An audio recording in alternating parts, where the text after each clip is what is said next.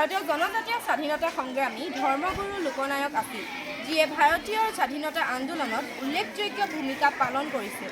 ভাৰতৰ বৰ্তমানৰ ঝাৰখণ্ড ৰাজ্যৰ ছোটানাগপুৰ মালভূমি অঞ্চলৰ অন্যতম বৃহৎ জনজাতি গোট মুণ্ডা জনগোষ্ঠীৰ সদস্য আছিল।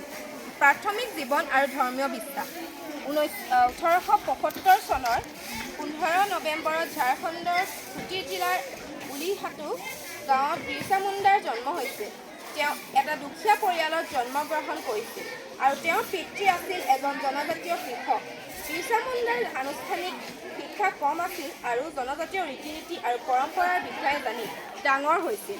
বিৰছা মুণ্ডাৰ পৰিয়ালে পৰম্পৰাগত জনজাতীয় ধৰ্ম অনুসৰণ কৰিছিল, য'ত আত্মা আৰু পূৰ্বপুৰুষসকল পূজা জড়িত আছিল। কিন্তু বয়স বাঢ়ি অহাৰ লগে লগে বিৰছাই এই বিশ্বাসবোৰক লৈ প্ৰশ্ন উত্থাপন কৰিবলৈ ধৰিলে আৰু নিজৰ আধ্যাত্মিক বিশ্বাস গঢ়ি তুলিলে। তেওঁ দাবী কৰিছিল যে তেওঁ এজন পৰম সত্তাৰ পৰা দৰ্শন পাইছিল, যাক তেওঁ ধৰতীয়াবা বুলি অভিহিত কৰিছিল, যিয়ে তেওঁক নতুন ধৰ্মৰ বাৰ্তা প্ৰচাৰ কৰিবলৈ আৰু নিজৰ লোকসকলক স্বাধীনতালৈ লৈ যাবলৈ নিৰ্দেশ দিছিল। ভাৰতীয় স্বাধীনতা সংগ্ৰামত ভূমিকা বিৰছা মুণ্ডা মুণ্ডা জনগোষ্ঠীৰ মাজত জনপ্ৰিয় ব্যক্তি হৈ তেওঁলোকৰ অধিকাৰ আৰু স্বাধীনতাৰ আন্দোলনৰ নেতৃত্ব দিয়ে। তেওঁ ব্ৰিটিছ ঔপনিৱেশিক শাসন আৰু ইংৰাজ আৰু স্থানীয় মাটিৰ মালিকসকলে আদিবাসী জনসাধাৰণৰ শোষণৰ বিৰুদ্ধে প্ৰতিবাদৰ আয়োজন কৰিছিল।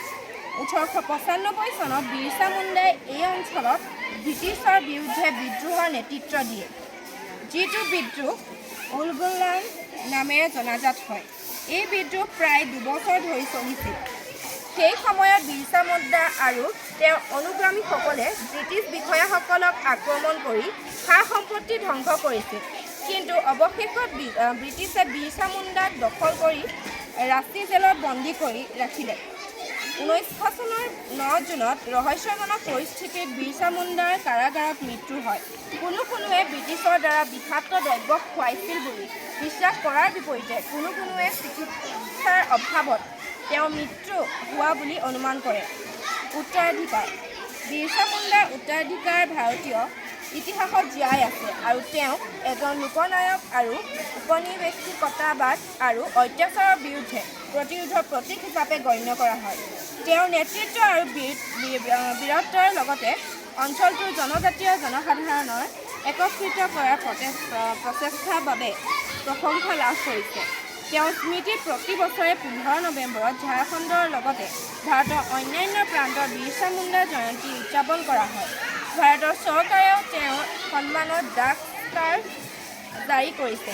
ইয়াৰ উপৰিও ৰাঁচী বিৰছা কৃষি বিশ্ববিদ্যালয় আৰু দিল্লীৰ বিৰছা প্ৰযুক্তি প্ৰতিষ্ঠানৰ নাম তেওঁৰ নামেৰে ৰখা হৈছে।